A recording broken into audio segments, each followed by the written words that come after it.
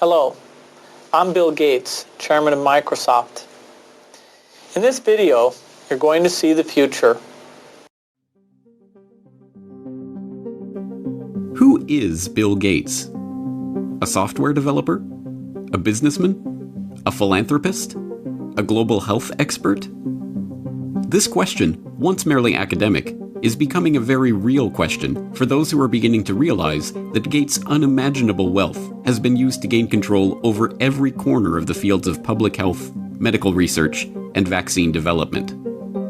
And now that we are presented with the very problem that Gates has been talking about for years, we will soon find that this software developer with no medical training is going to leverage that wealth into control over the fates of billions of people. Because until we get almost everybody vaccinated globally, we still won't be fully back to normal. Bill Gates is no public health expert. He is not a doctor, an epidemiologist, or an infectious disease researcher. Yet somehow, he has become a central figure in the lives of billions of people, presuming to dictate the medical actions that will be required for the world to go back to normal. The transformation of Bill Gates from computer kingpin to global health czar is as remarkable as it is instructive, and it tells us a great deal about where we are heading as the world plunges into a crisis, the likes of which we have not seen before.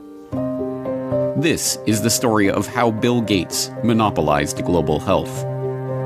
You're tuned into the Corbett Report. Until his reinvention as a philanthropist in the past decade, this is what many people thought of when they thought of Bill Gates. In the case of the United States versus Microsoft, the US Justice Department contended that the software giant had breached antitrust laws by competing unfairly against Netscape Communications in the internet browser market, effectively creating a monopoly. Bill's first concern was that the prosecution could potentially block the release of his company's latest operating system, Windows 98. Are you asking me about when I wrote this email, or what are you asking me about? I'm asking you about January of 1996. That month. Yes, sir. And what about it? What non-Microsoft browsers were you concerned about in January of 1996? I don't know what you mean concerned. What is it about the word concerned that you don't understand?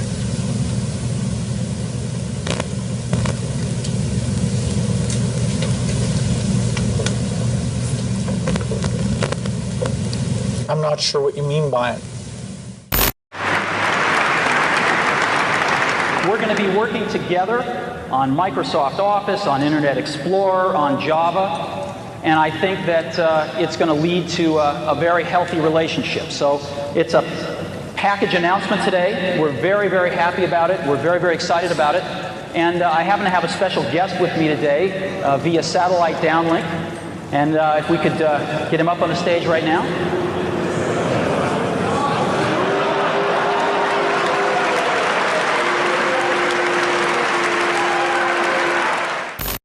Police and security guards in Belgium were caught flat-footed today by a cowardly sneak attack on one of the world's wealthiest men. The target was Microsoft Chairman Bill Gates, arriving for a meeting with community leaders. Watch what happens when a team of hitmen meet him first with a pie in the face.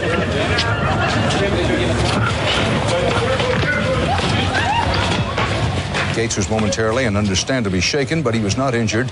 The hit squad piled on with two more pies before one of them was wrestled to the ground and arrested. The others, for at least the moment, got away. Gates went inside, wiped his face clean, and made no comment. He then went ahead with his scheduled meeting. No word on the motive for this attack.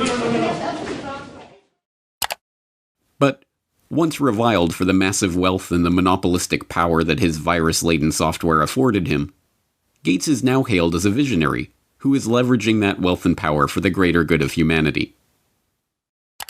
In the 22nd century, a book will be written about the entrepreneur of the 21st century.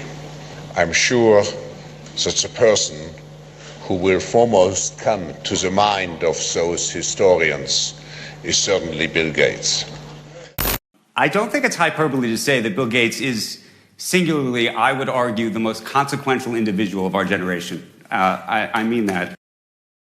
Our next guest is one of the richest and most generous men in the world. Please welcome Bill Gates.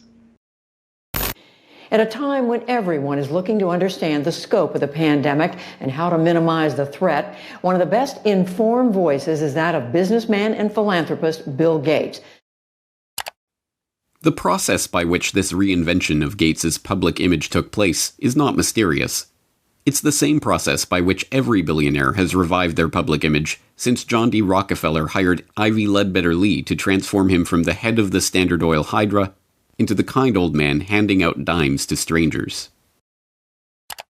Don't you give a dime, Mr. Rockefeller?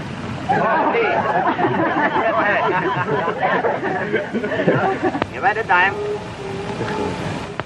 Thank you, sir. Thank you very much. I consider myself... Thank you for the ride. I consider myself more than amply paid. Bless you, bless you, Yes. bless you. More to the point, John D. Rockefeller knew that to gain the adoration of the public, he had to appear to give them what they want: money.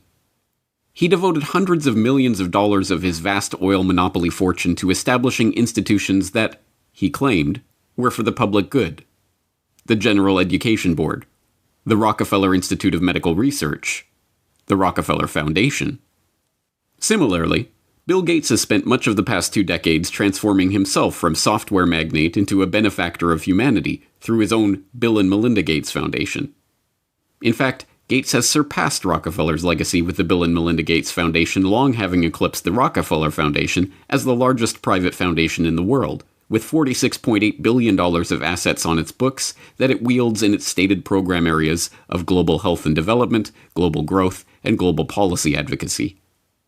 And, like Rockefeller, Gates's transformation has been helped along by a well-funded public relations campaign. Gone are the theatrical tricks of the PR pioneers.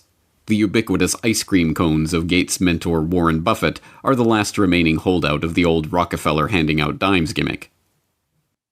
No, Gates has guided his public image into that of a modern-day saint through an even simpler tactic: buying good publicity. The Bill and Melinda Gates Foundation spends tens of millions of dollars per year on media partnerships, sponsoring coverage of its program areas across the board. Gates funds The Guardian's Global Development website. Gates funds NPR's global health coverage. Gates funds the Our World in Data website that is tracking the latest statistics and research on the coronavirus pandemic. Gates funds BBC coverage of global health and development issues, both through its BBC Media Action Organization and the BBC itself. Gates funds World Health coverage on ABC News.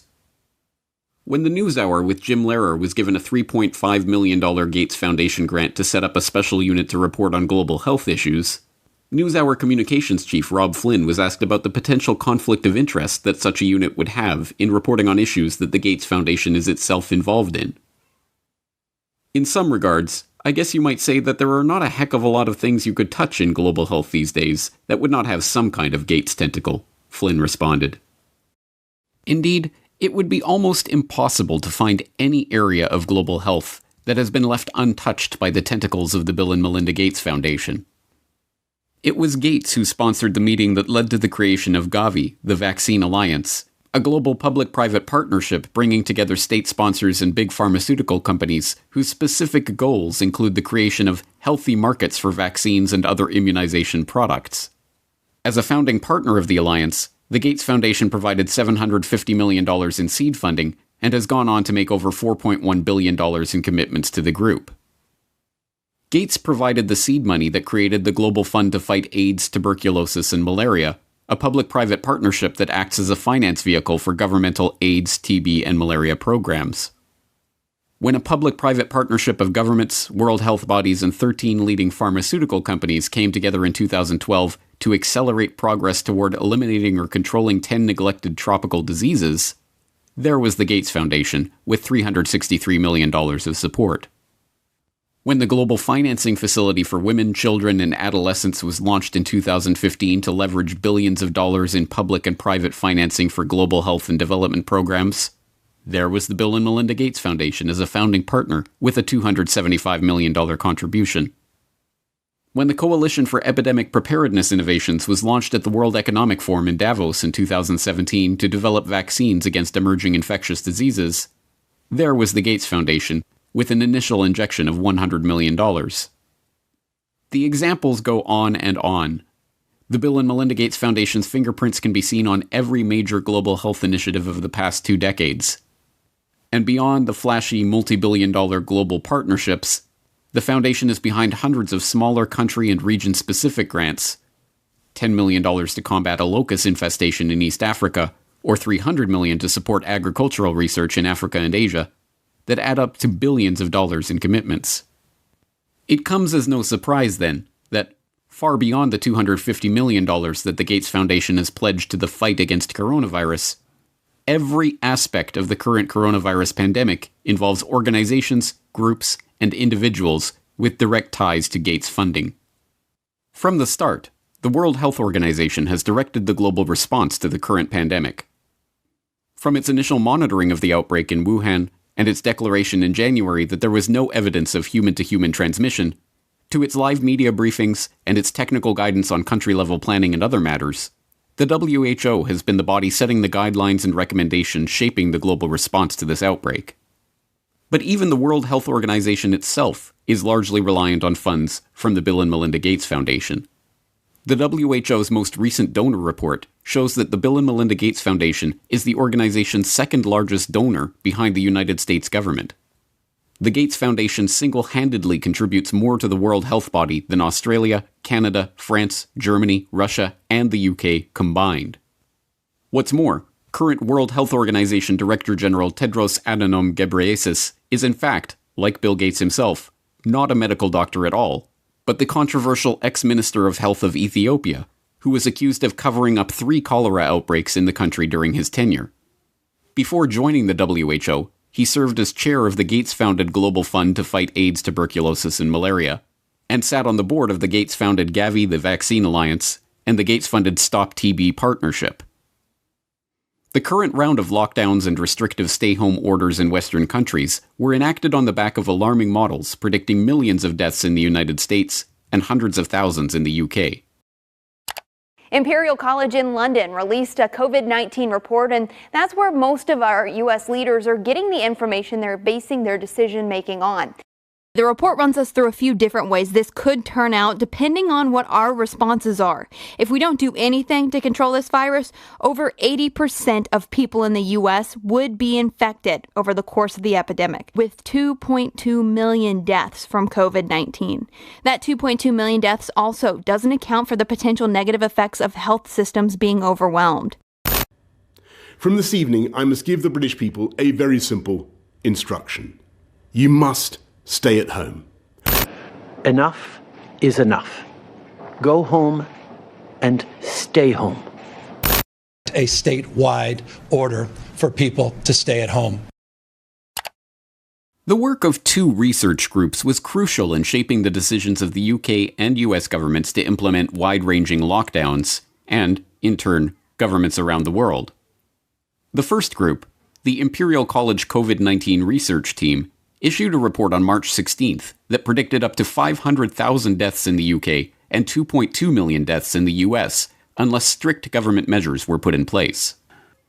The second group, the Institute for Health Metrics and Evaluation in Bill Gates' home state of Washington, helped provide data that corroborated the White House's initial estimates of the virus effects, estimates that have been repeatedly downgraded as the situation has progressed. Unsurprisingly, the Gates Foundation has injected substantial sums of money into both groups. This year alone, the Gates Foundation has already given $79 million to Imperial College, and in 2017, the foundation announced a $279 million investment into the IHME to expand its work collecting health data and creating models. Anthony Fauci, meanwhile, has become the face of the US government's coronavirus response, echoing Bill Gates' assertion that the country will not get back to normal until a good vaccine can be found to ensure the public's safety. If you want to get to pre-coronavirus, that might not ever happen in the sense of the fact that the threat is there. But I believe with the therapies that will be coming online and with the fact that I feel confident that over a period of time we will get a good vaccine, that we will never have to get back to where we are right back now. Beyond just their frequent collaborations and cooperation in the past, Fauci has direct ties to Gates' projects and funding. In 2010, he was appointed to the Leadership Council of the Gates-founded Decade of Vaccines project to implement a global vaccine action plan, a project to which Gates committed $10 billion of funding. And in October of last year, just as the current pandemic was beginning, the Gates Foundation announced a $100 million contribution to the National Institute of Health to help, among other programs, Fauci's National Institute of Allergy and Infectious Diseases research into HIV. Also in October of last year, the Bill and Melinda Gates Foundation partnered with the World Economic Forum and the Johns Hopkins Center for Health Security to stage Event 201, a tabletop exercise gauging the economic and societal impact of a globally spreading coronavirus pandemic. It began in healthy-looking pigs, months, perhaps years ago. A new coronavirus. The mission of the Pandemic Emergency Board is to provide recommendations to deal with the major global challenges arising in response to an unfolding pandemic. The board is comprised of highly experienced leaders from business, public health, and civil society. We're at the start of what's looking like it will be a severe pandemic. And there are problems emerging that can only be solved by global business and governments working together. Governments need to be willing to do things that are out of their historical perspective, or for the most part, it's really a war footing that we need to be on. Given the incredible reach that the tentacles of the Bill and Melinda Gates Foundation have into every corner of the global health markets, it should not be surprising that the foundation has been intimately involved with every stage of the current pandemic crisis either. In effect, Gates has merely used the wealth from his domination of the software market to leverage himself into a similar position in the world of global health. The whole process has been cloaked in the mantle of selfless philanthropy, but the foundation is not structured as a charitable endeavor. Instead, it maintains a dual structure. The Bill and Melinda Gates Foundation distributes money to grantees, but a separate entity, the Bill and Melinda Gates Foundation Trust, manages the endowment assets. These two entities often have overlapping interests, and, as has been noted many times in the past, grants given by the foundation often directly benefit the value of the trust's assets.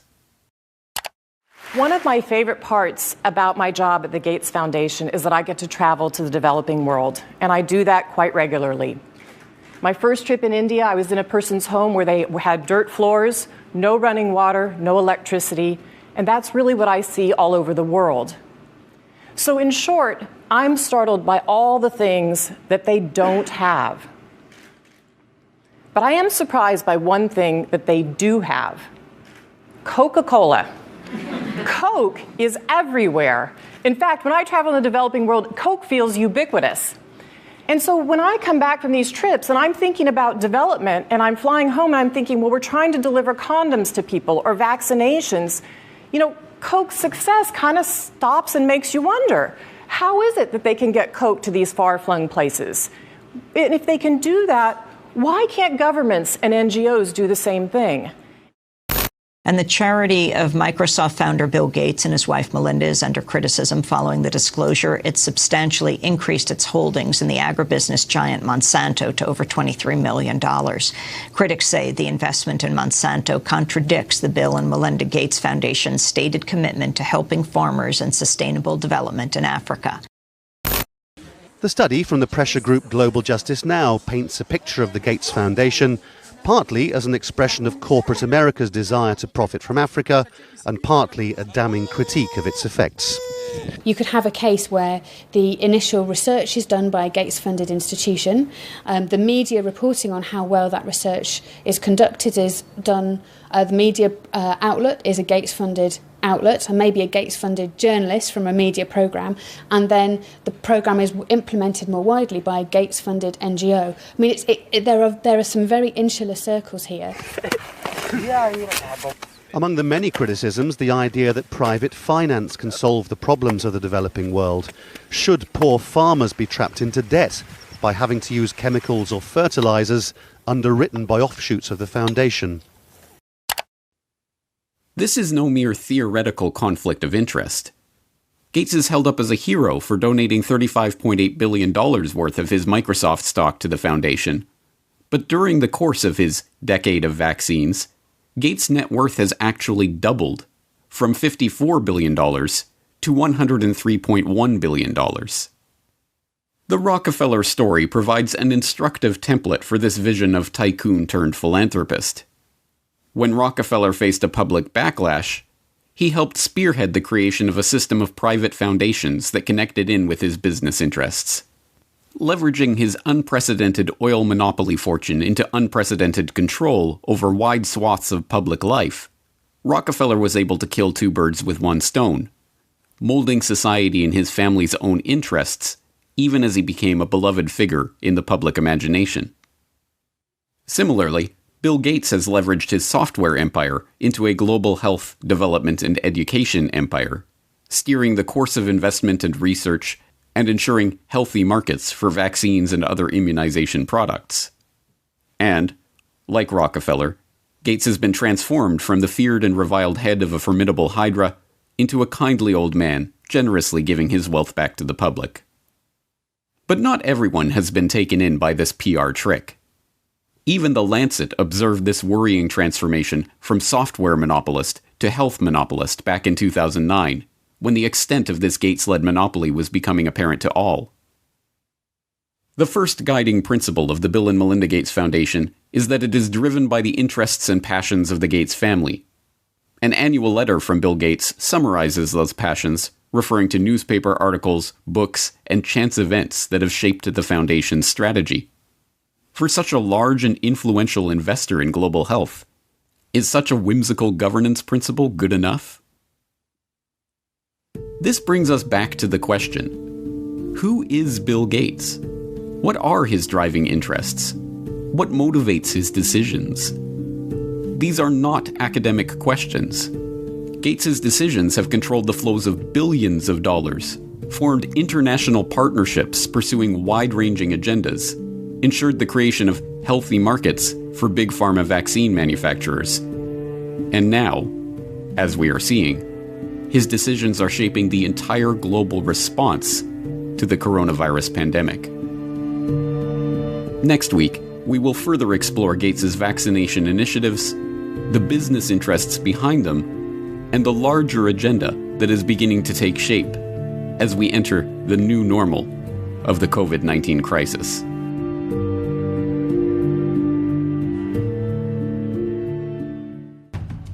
Next week on the Corbett Report. And then the final solution, which is a year to 2 years off, is the vaccine. The only thing that will really allow life as we once knew it to resume is a vaccine. This will be the new normal until a vaccine is developed. The truth is that this attempt to reorient the global health economy was part of a much bigger agenda. But when we started developing coronavirus vaccines, we noticed in laboratory animals that they started to show some of the same immune pathology. Just to head off the conspiracy theorists, maybe we shouldn't call the vaccine the final solution. Maybe just the best solution. Okay. Bill Gates' plan to vaccinate the world.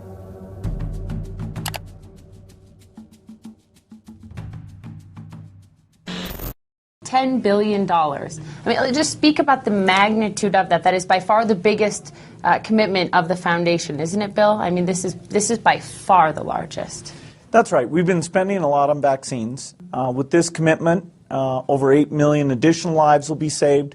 So it's one of the most effective ways that health in the poorest countries can be dramatically improved.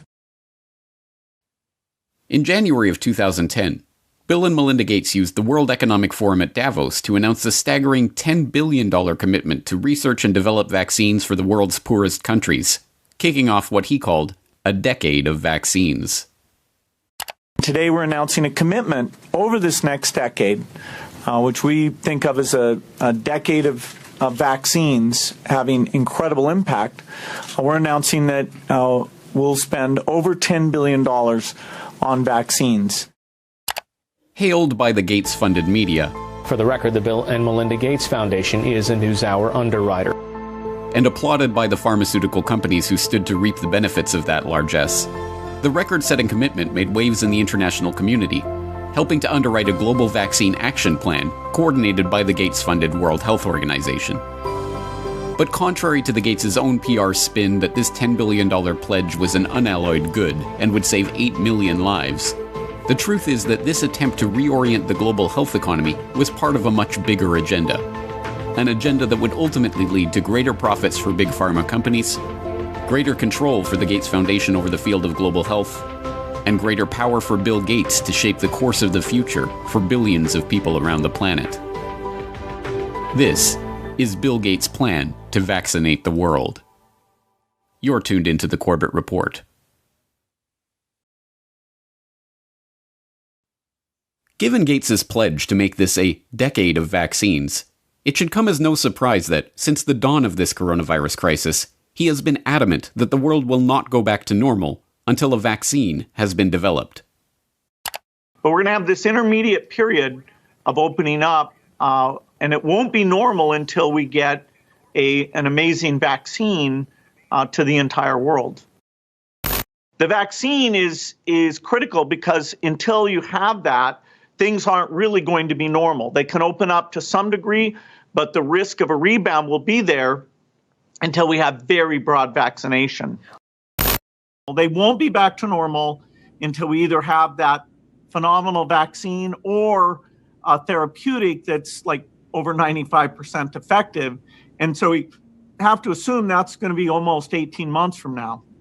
And then the final solution, which is a year to 2 years off, is the vaccine. So we've got to go full speed ahead on all three fronts. Just to head off the conspiracy theorists, maybe we shouldn't call the vaccine the final solution. Maybe just the best solution. Okay. More interestingly, since Gates began delivering this same talking point in every one of his many media appearances of late, it has been picked up and repeated by heads of state, health officials, doctors, and media talking heads, right down to the scientifically arbitrary but very specific 18-month time frame. Realistically, COVID-19 will be here for the next 18 months or more. We will not be able to return to normalcy until we find a vaccine or effective medications. The hard fact is, until we find a vaccine, going back to normal means putting lives at risk. This will be the new normal until a vaccine is developed. The only thing that will really allow life as we once knew it to resume is a vaccine. Obviously, we continue to work on the vaccines, but the vaccines have to be down the road by probably 14, 15, 16 months. We're doing great on the vaccines. The fact that so many heads of state, health ministers, and media commentators are dutifully echoing Gates' pronouncements about the need for a vaccine will not be surprising to those who saw last week's exploration of how Bill Gates monopolized global health. As we have seen, the Gates Foundation's tentacles have penetrated into every corner of the field of public health. Billions of dollars in funding and entire public policy agendas are under the control of this man, an unelected, unaccountable software developer with no medical research experience or training. And nowhere is Gates' control of public health more apparent than in the realm of vaccines. Gates launched the decade of vaccines with a $10 billion pledge. Gates helped develop the global vaccine action plan administered by the Gates-funded World Health Organization. Gates helped found Gavi, the Vaccine Alliance, aiming to develop healthy markets for vaccine manufacturers. Gates helped launch Gavi with a $1 billion donation in 2011, going on to contribute $4.1 billion over the course of the decade of vaccines. And so I'm pleased to announce to you that we're pledging an additional $1 billion to...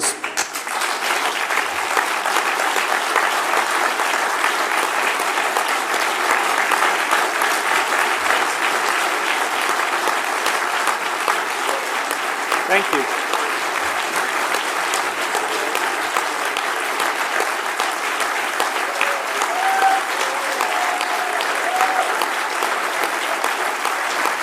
All right, thank you.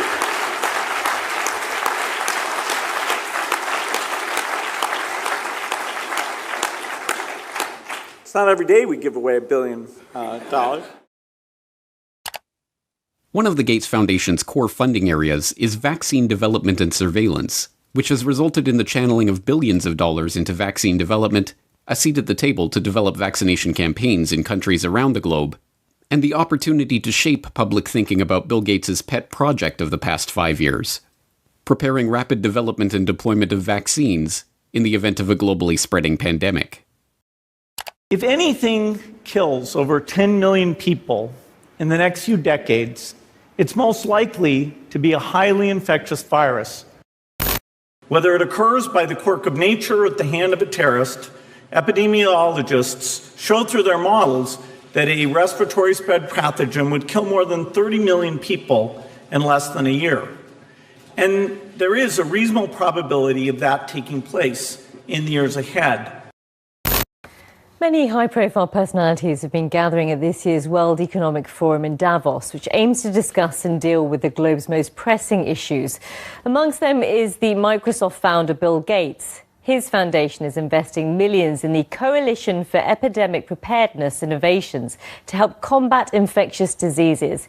Here's some of what he had to say about his push to develop new vaccines.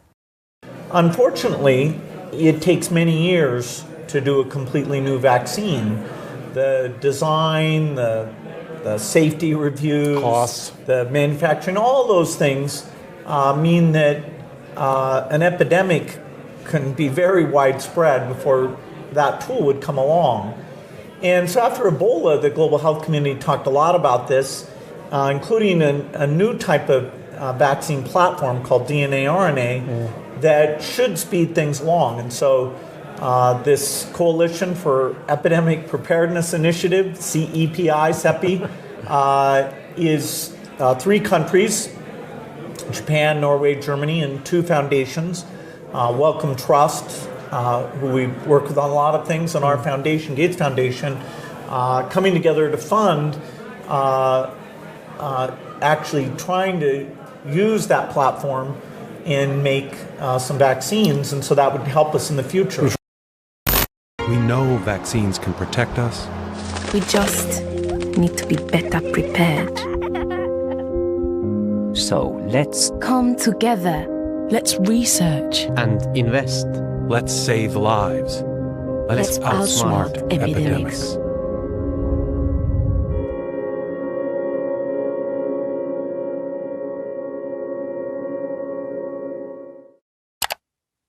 Given Gates' mammoth investment in vaccines over the past decade, his insistence that things won't go back to truly normal until we have a vaccine that we've gotten out to basically the entire world is hardly surprising. What should be surprising is that this strangely specific and continuously repeated message, that we will not go back to normal until we get a vaccine in 18 months, has no scientific basis whatsoever. Medical researchers have already conceded that a vaccine for SARS-CoV-2 may not even be possible, pointing to the inability of researchers to develop any kind of immunization against previous coronavirus outbreaks like SARS or MERS. But even if such a vaccine were possible, serious concerns remain about the safety of developing, testing, and delivering such an amazing vaccine to the entire world in this remarkably short time frame. Even proponents of vaccine development openly worry that the rush to vaccinate billions of people with a largely untested experimental coronavirus vaccine will itself present grave risks to the public. One of these risks involves disease enhancement. It has been known for over a decade that vaccination for some viral infections, including coronaviruses, actually enhances susceptibility to viral infection or even causes infections in healthy vaccine recipients. Now, the issue of safety, something that I want to make sure the American public understand.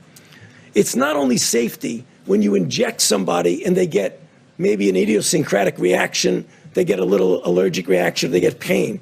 There's safety associated. Does the vaccine make you worse? And there are diseases in which you vaccinate someone, they get infected with what you're trying to protect them with, and you actually enhance the infection.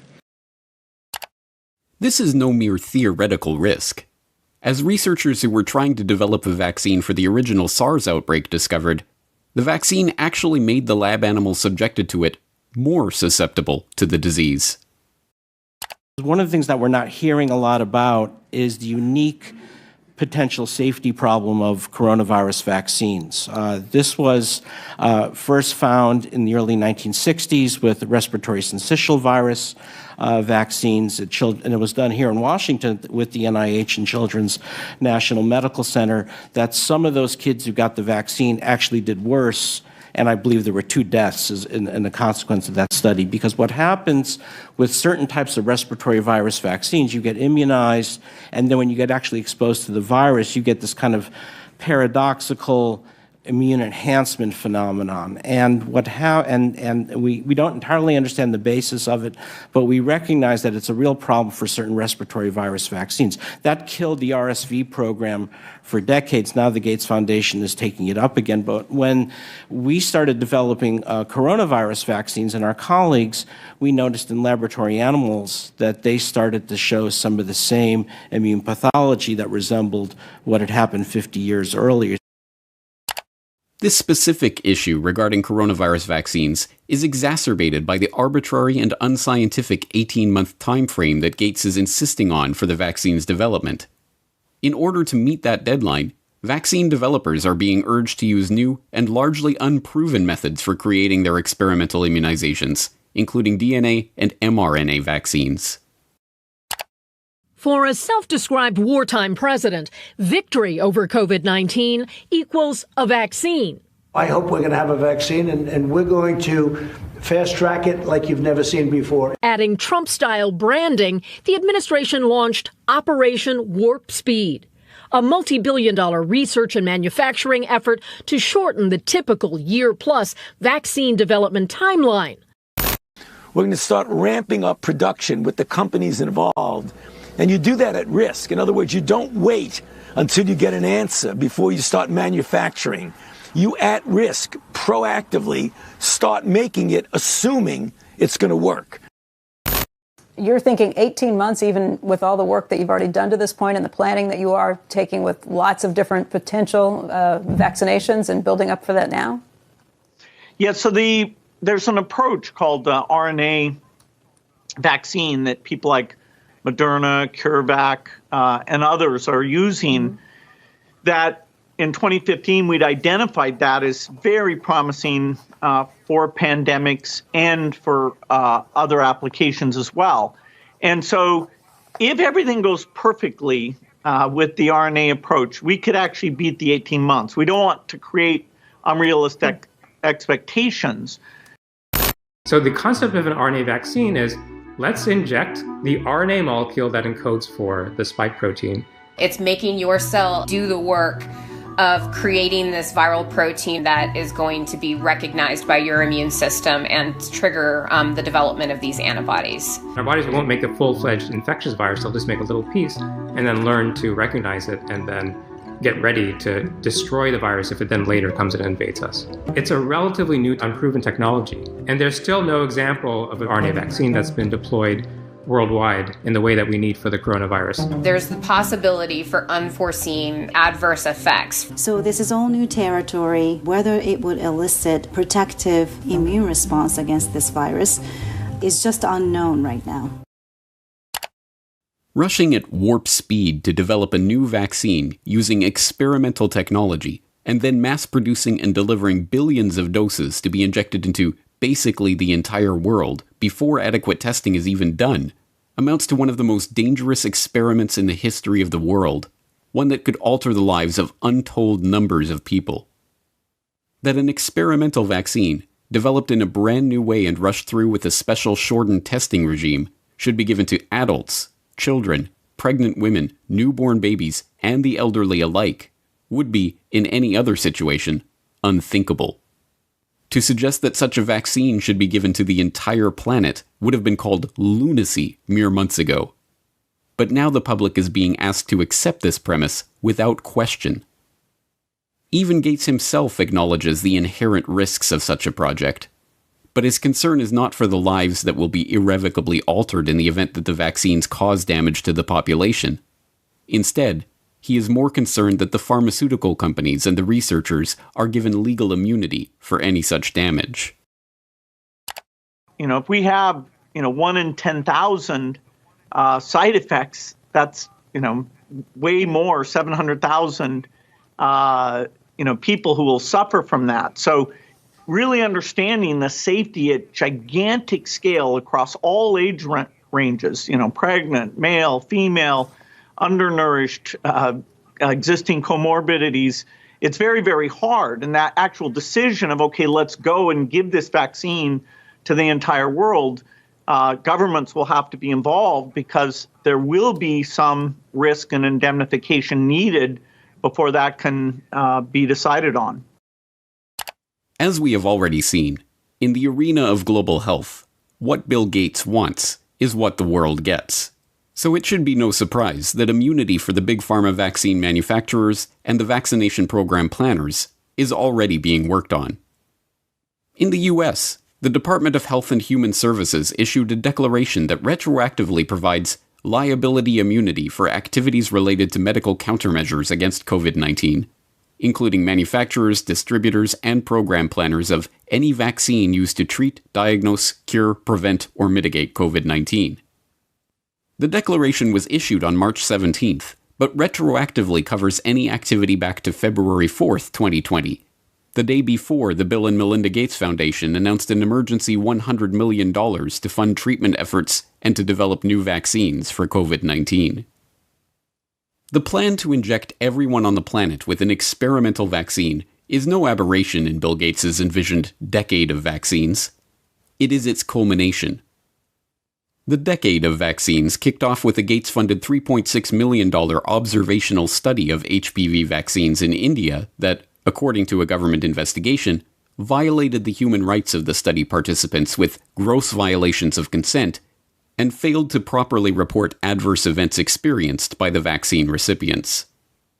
After the deaths of 7 girls involved in the trial were reported, a parliamentary investigation concluded that the Gates-funded Program for Appropriate Technology in Health, or PATH, which ran the study, had been engaged in a scheme to help ensure healthy markets for GlaxoSmithKline and Merck, the manufacturers of the Gardasil and Cervarix vaccines that had been so generously donated for use in the trial. Had PATH been successful in getting the HPV vaccine included in the universal immunization program of the concerned countries, this would have generated windfall profit for the manufacturers by way of automatic sale, year after year, without any promotional or marketing expenses.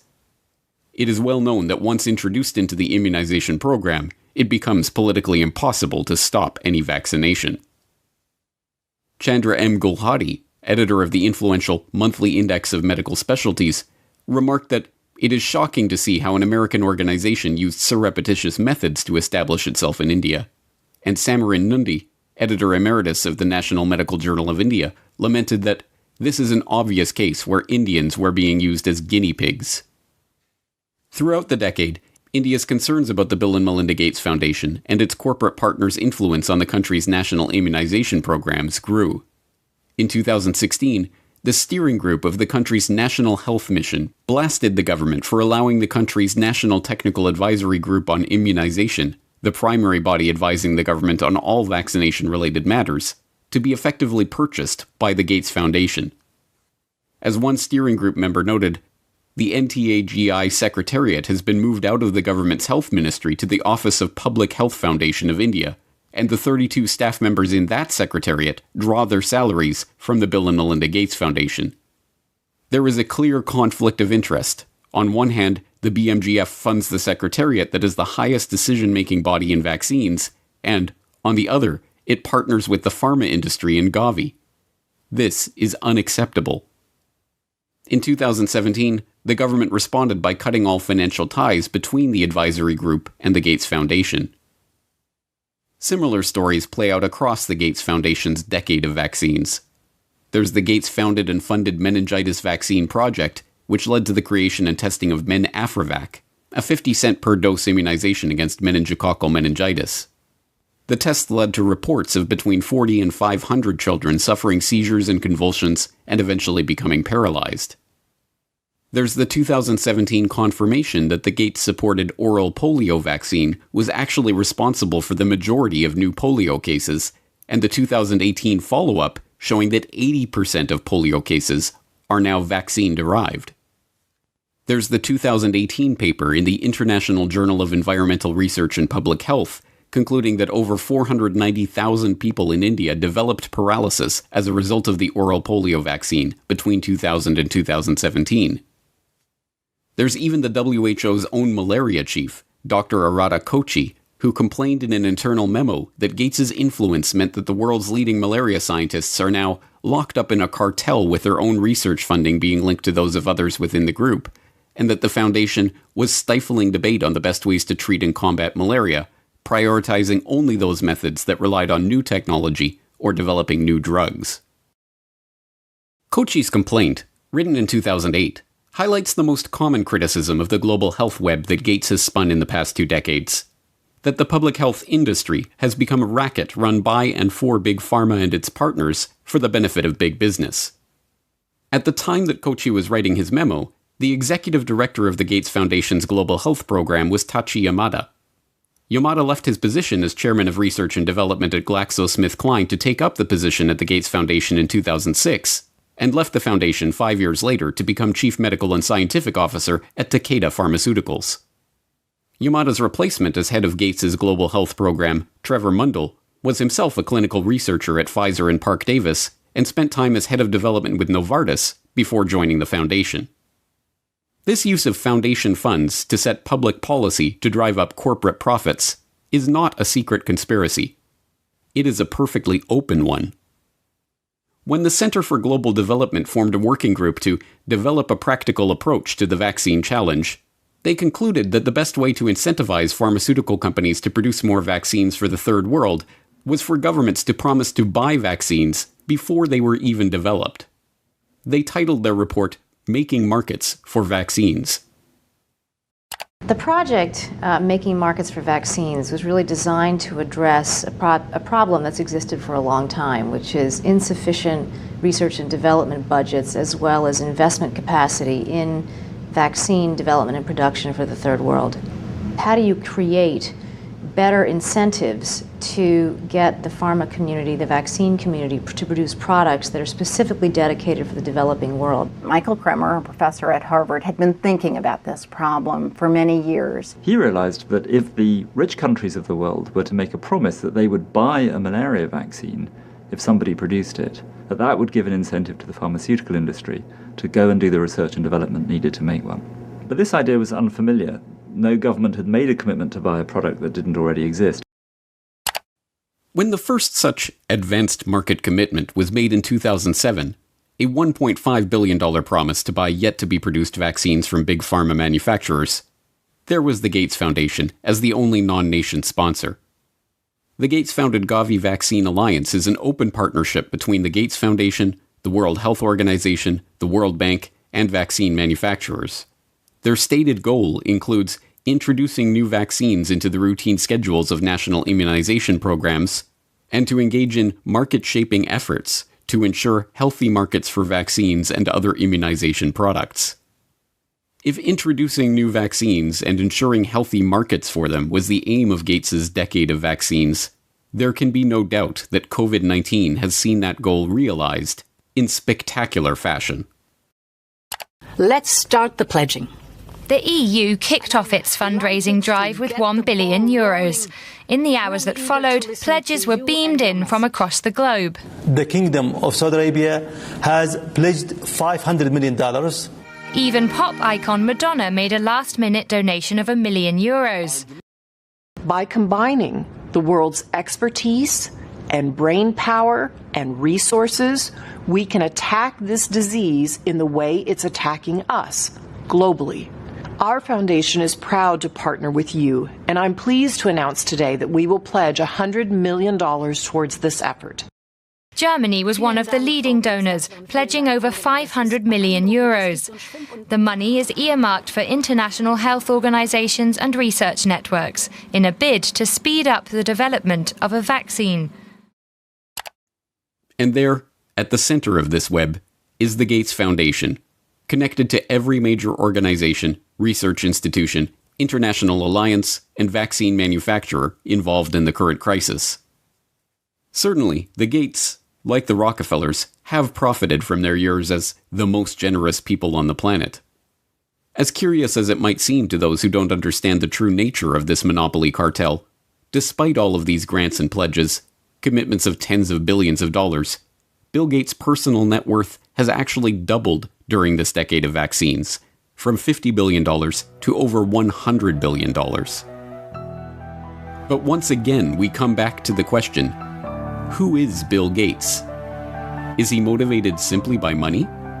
Is this incessant drive to vaccinate the entire population of the planet merely the result of greed? Or is there something else driving this agenda?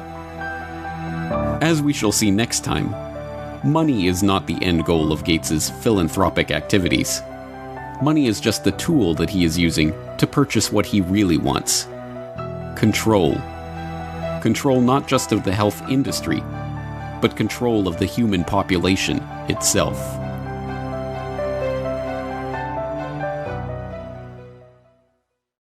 Next week on The Corbett Report. So Melinda and I wondered whether providing new medicines and keeping children alive, would that create more of a population problem? Researchers are now developing a vaccine that is delivered using a dissolvable patch called a microneedle array. In Gates's vision, these digital identities will be tied to all of our actions and transactions. Once you have that digital infrastructure, the whole way you think about government benefits can be done differently. And so it's too bad if somebody thinks that creates a privacy problem. Bill Gates and the population control grid.